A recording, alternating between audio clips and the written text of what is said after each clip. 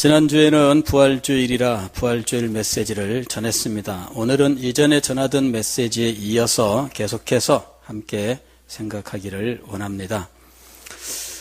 지난주에는 사도가 1장 24절에서 자신이 하나님의 부르심을 받은 직분자로서 자신은 그리스도의 남은 고난을 자기 육체에 채운다 하고 말씀을 했는데, 하나님의 일꾼으로서 그리스도의 남은 고난을 자기 육체에 채운다고 하는 말이 무엇인지에 대해서 함께 생각을 했습니다.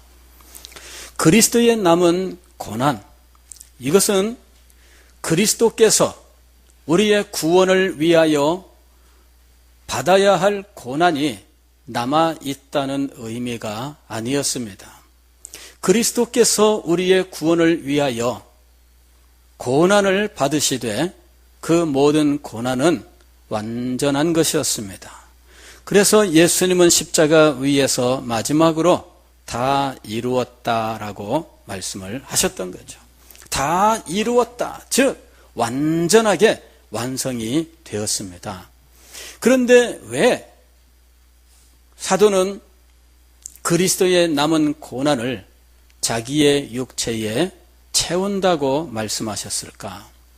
그것은 구원자로서, 즉 우리의 구원의 중보자로서 받아야 할 고난을 말씀하시는 것이 아니라 교회의 머리요, 교회의 보호자요, 교회의 양육자로서 그리스도께서 우리 교회를 위하여 행하시는 모든 일들에 있는 고난을 의미하는 것이었습니다.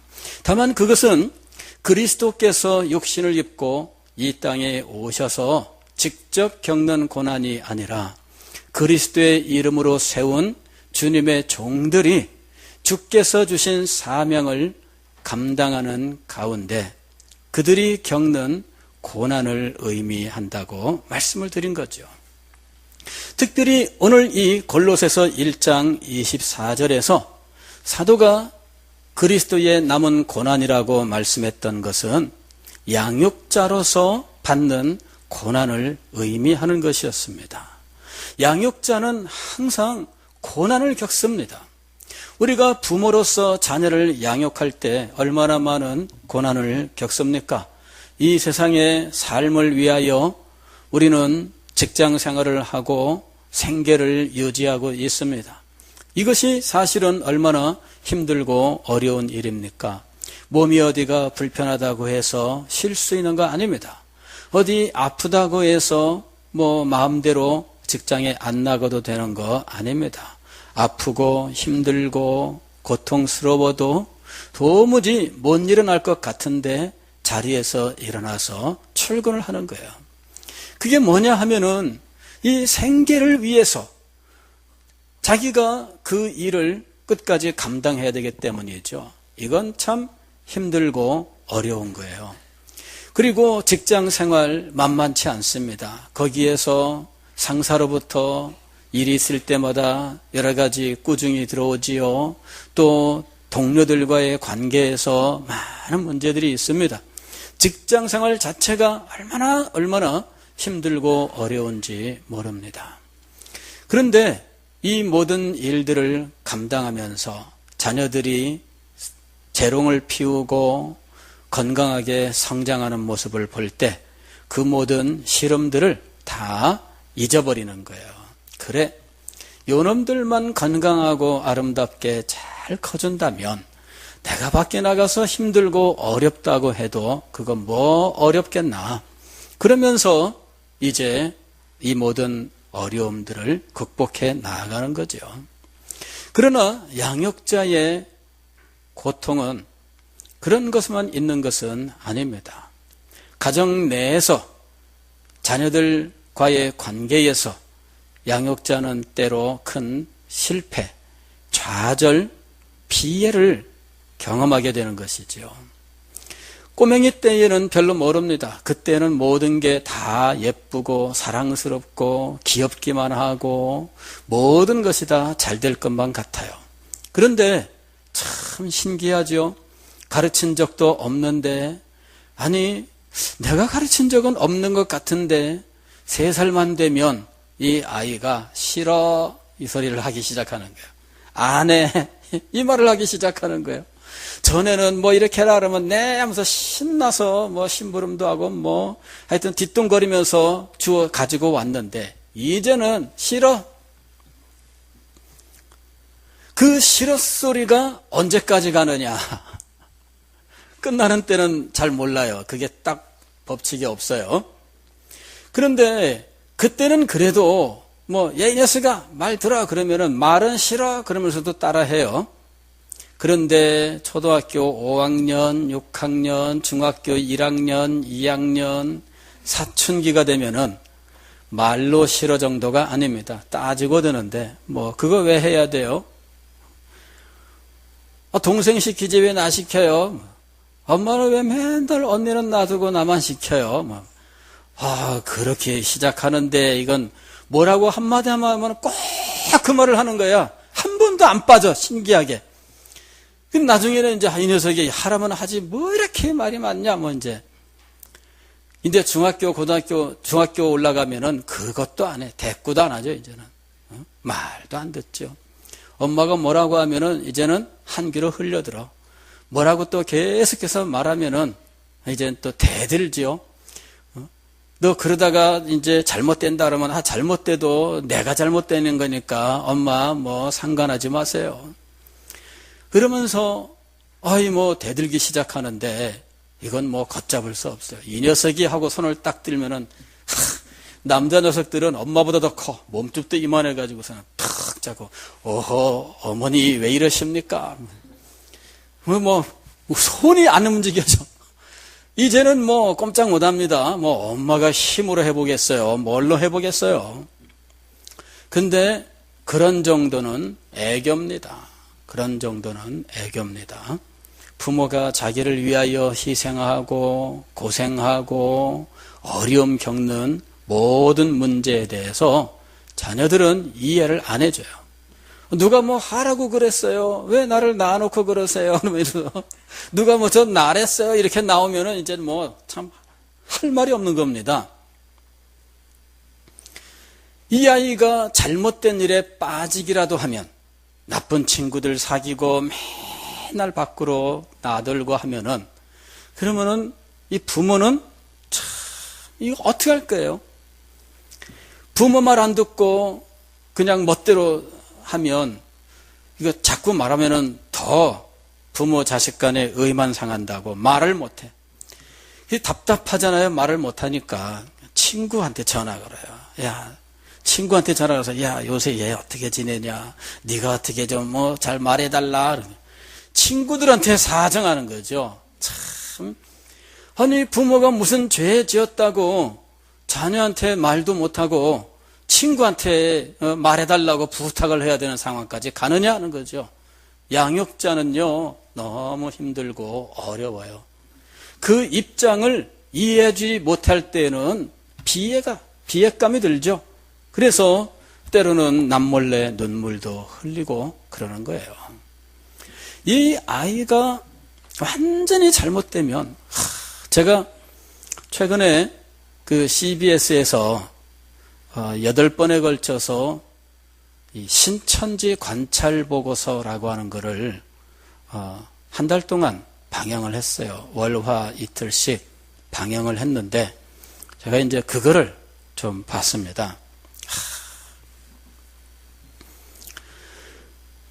딸애가 신천지에 빠졌는데 이 아이가 신천지에 빠진 줄을 몰랐어요. 근데 어느 날 전화 한 통이 왔는데 전화를 받았는데 우연히 그 걸려온 전화가 그쪽에서 딸애를 관리하는 관리자의 전화였던 거예요.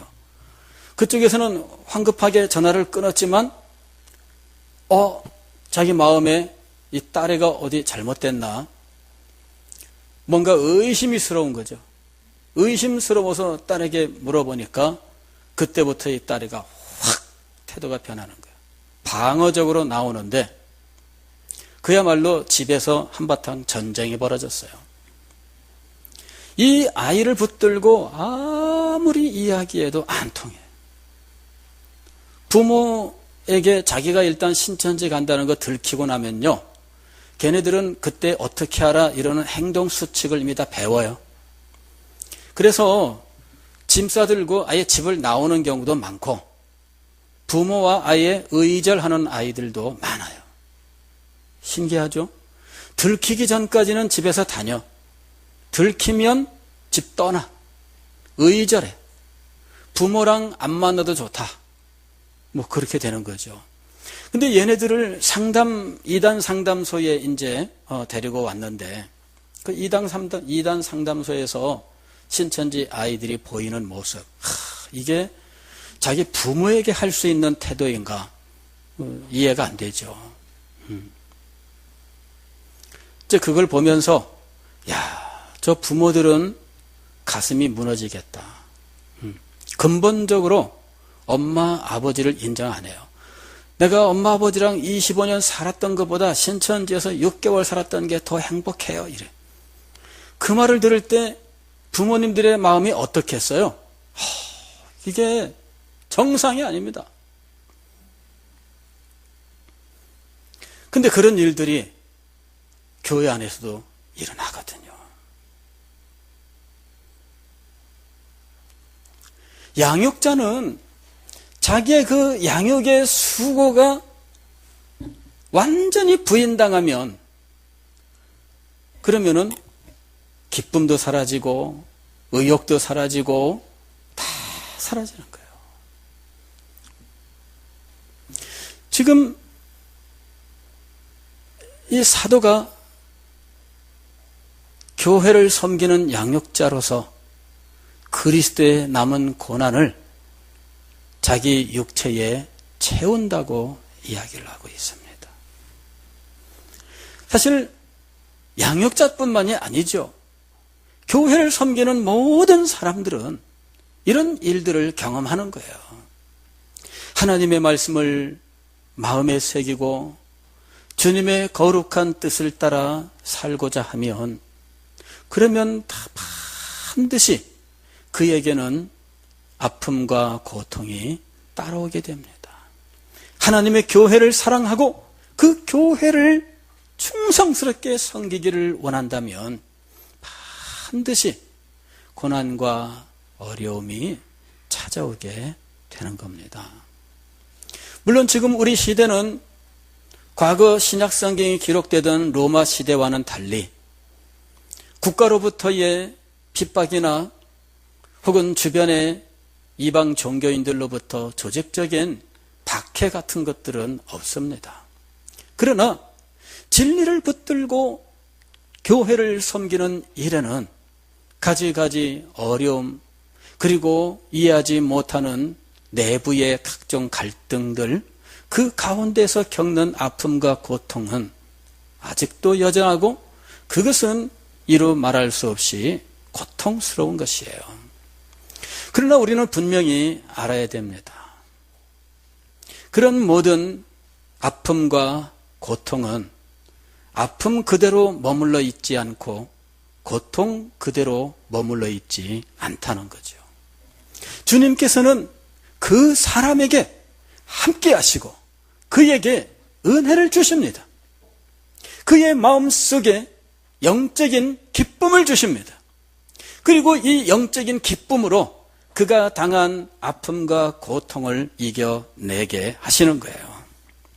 이것이 바로 하나님의 은혜입니다. 교회를 섬기는 사람들에게는 주님의 은혜가 있습니다. 영적인 기쁨이 있고, 그로 인하여 그 마음속에 좌절과 실패가 아닌 열정이 다시금 불타오르게 하며, 그리고 그의 사역에 힘과 능력을 다시 회복할 수 있는 은혜를 주시는 것입니다.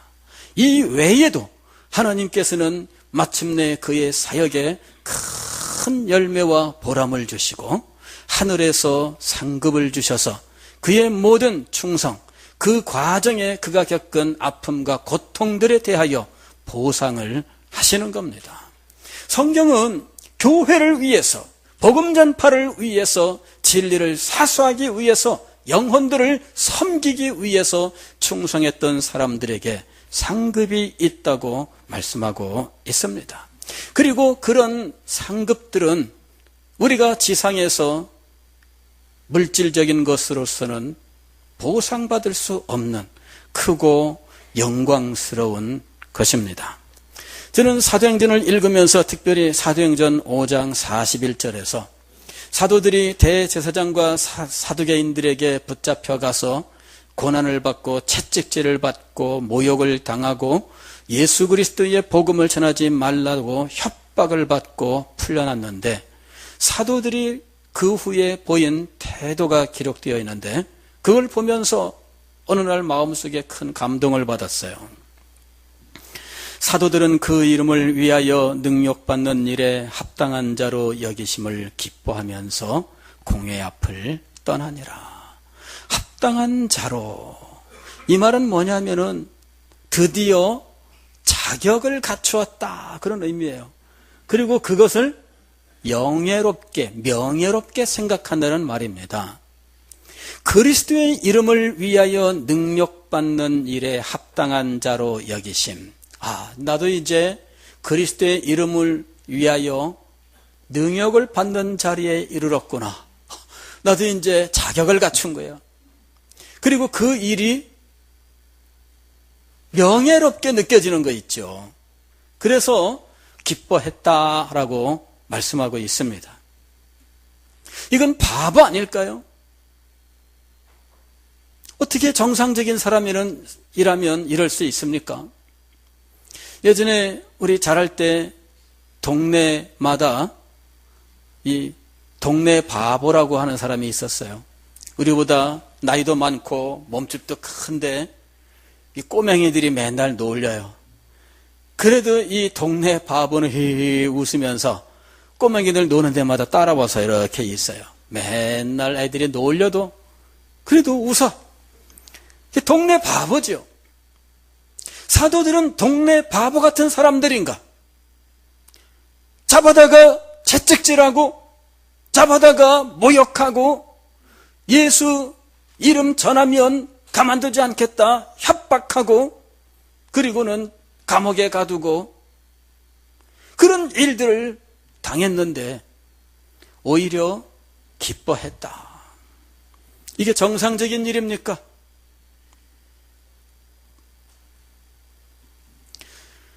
지금 이 사람들이 이런 자세를 보이는 것은 무엇 때문일까요?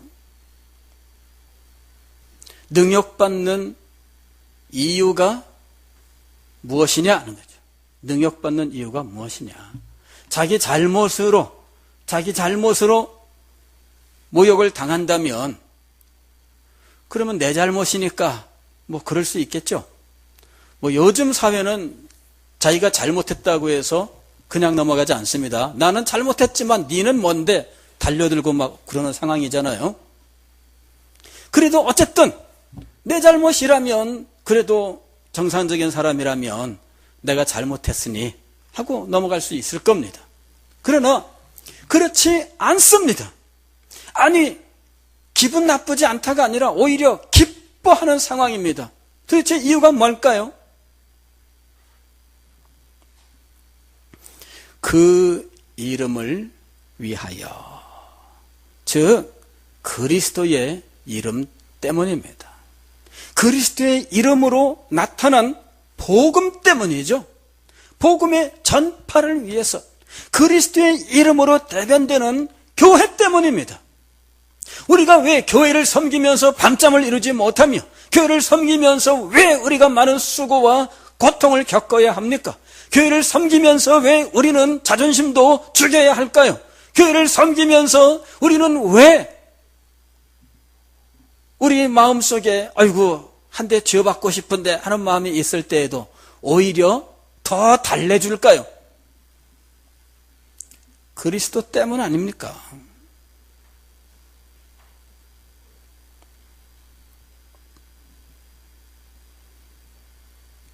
히브리서 11장 24절 이하에 보면 모세에 대한 말씀이 나옵니다. 믿음으로 모세는 장성하여 바로의 공주의 아들이라 칭함받기를 거절하고 도리어 하나님의 백성과 함께 고난받기를 잠시 죄악의 낙을 누리는 것보다 더 좋아하고 그리스도를 위하여 받는 수모를 애굽의 모든 보화보다 더 큰 재물로 여겼으니. 믿음 때문이었습니다. 그래서 그는 가만히 있으면 애굽의 왕자로서 부귀 영화를 누릴 수 있었는데 히브리인 백성이 고난당하는 모습을 참지 못해 그 속에 뛰어들었던 것이죠. 그래서 왕자의 지위를 버리고 이방 땅으로 도망가야 했던 거예요. 왕자로서 온갖 부귀 영화를 누리던 사람이 광야에서 목동의 삶을 살게 되었습니다. 그러나 그것이 그에게는 아무것도 아니었지요. 이유는 무엇입니까?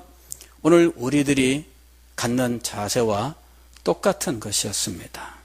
그리스도를 위하여 받는 수모를 애굽의 모든 보화보다 더 큰 재물로 여겼으니 이는 상주심을 바라봄이라. 이는 상주심을 바라봄이라. 하나님께서 그리스도를 위하여, 복음 전파를 위하여, 교회를 위하여 고난받는 사람들에게 상을 주신다는 말씀입니다. 여기 상이라고 하는 것은 먼 후일날 그때만 주어지는 것이 아닙니다. 하나님께서 주시는 상급은 바로 지금 이곳에서 우리에게 임하고 있으며 장차 하늘에서 우리에게 주어지고 있습니다. 즉, 지금부터 장차 완성되는 그때까지의 전 기간이 하나님의 상급을 받는 기간입니다.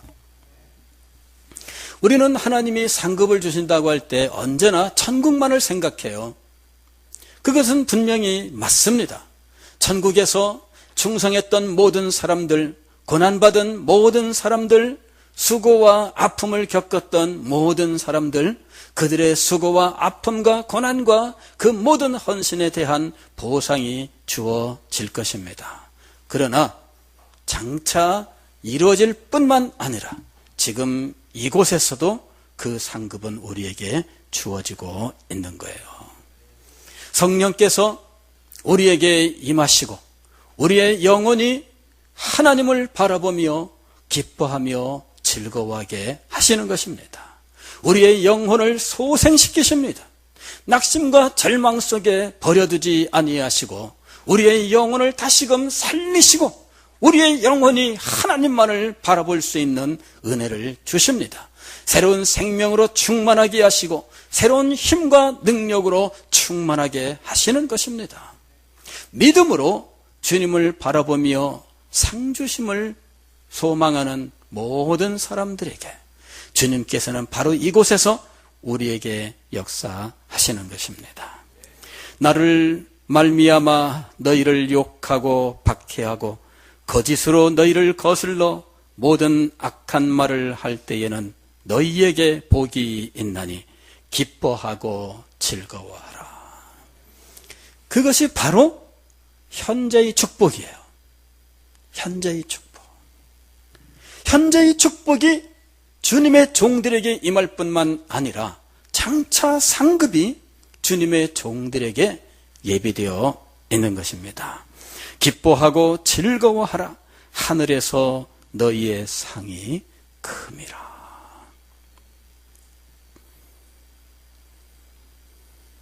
달란트의 비유를 하셨을 때 주님께서 5달란트를 남긴 종에게 그 주인이 무슨 말을 했는지 말씀하셨잖아요. 잘하였도다. 착하고 충성된 종아. 네가 주인의 즐거움에 참여할지어다. 그 상급, 그 기쁨과 즐거움, 그것을 바로 지금 우리에게 부어주시는 거예요. 주님은 나중에 줄 테니까 지금은 그냥 고생하며 눈물 흘리며 그냥 참고만 있어라, 그런 건 아닙니다. 저는 그런 줄로 생각을 했어요.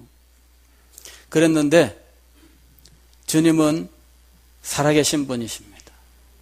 우리 주님은 우리와 함께 하시는 분이셔요. 주님은 우리의 삶에 간섭하시는 분이십니다. 그분은 우리의 삶을 주관하시는 분이십니다. 우리를 버려두시겠습니까? 하늘의 상급이 임할 때까지 하나님은 그냥 가만 놓아두실까요? 그런 분이 아닙니다.